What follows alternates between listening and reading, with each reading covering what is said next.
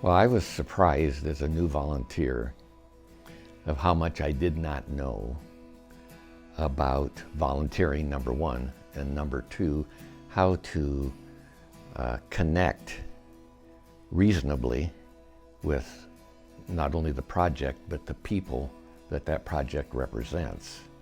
And so as I began to volunteer, I took it upon myself to ask myself, what did I learn from this particular experience?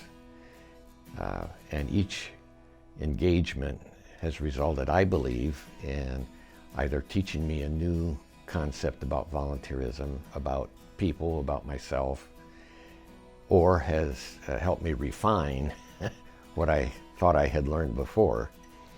And so I think for a new volunteer, it's important to be very humble and gentle and not oversell yourself, and try not to be judgmental about the state of the neighbor that you are encountering, that for a brief period of time, your life path and their life path are crossing each other, and you want to exit that engagement having felt like you have contributed something to their life, but also allowing them to contribute something to your life, whether it's something that you have learned, or their graciousness, for an example, or their gratitude, or their perspective on life. So I think recognizing that it's an exchange between two people for a brief period of time to advance not only ourselves, but also to advance them, but do it in a very humble, kind way.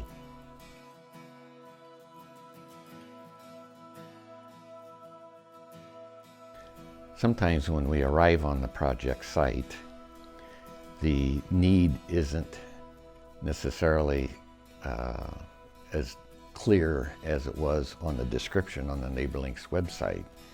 Partially, I think folks sometimes have difficulty expressing what their need is, and NeighborLink is trying to put it on the website in a simple form.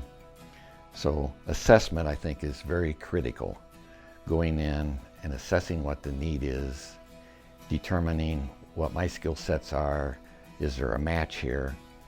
And I think it's important to engage the neighbor that we're trying to help in the assessment of their own need. I attempt always to engage that person.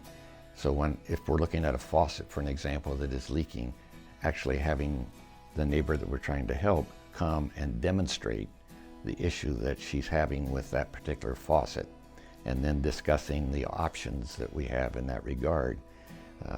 And some of the projects that we encounter, some of the needs that we encounter, may be beyond my skill set. So being open and honest with the person about that and saying, okay, this is what I think the situation calls for. I don't particularly have those particular skills, but I can keep that project posted on the website. I can make comments in the discussion on your project and put it back out there for another volunteer that might have that particular skill set. This is the assessment I have. They'll do their own assessment. Also, it's a policy that I have to always take another person with me. Never to go into a home by myself, even though sometimes it would be more convenient to just run in and check something out. But it's a safety factor for not only myself, but also for the neighbor that we're helping, to have another person there to help with the evaluation.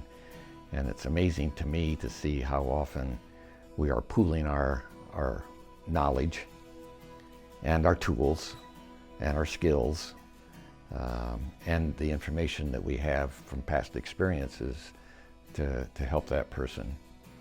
Sometimes we walk away from a project having done nothing more than to assess and give information that can be extremely helpful to the neighbor that we're helping.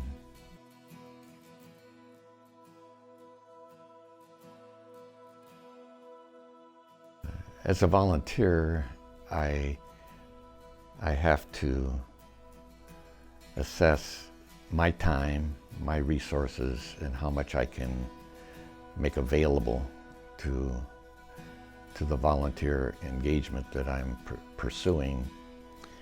And I think there's a learning curve with that, where I, over a period of time, discovered there are projects I probably could do, but I don't enjoy doing them.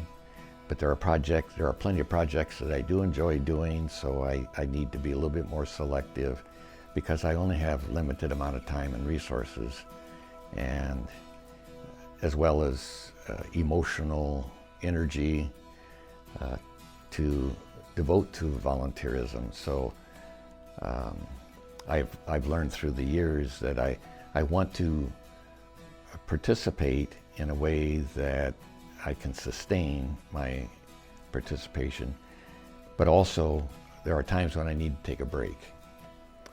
And I do that occasionally, where because of vacations or just the need to back off and not be as engaged helps me to sustain my volunteerism over a longer period of time.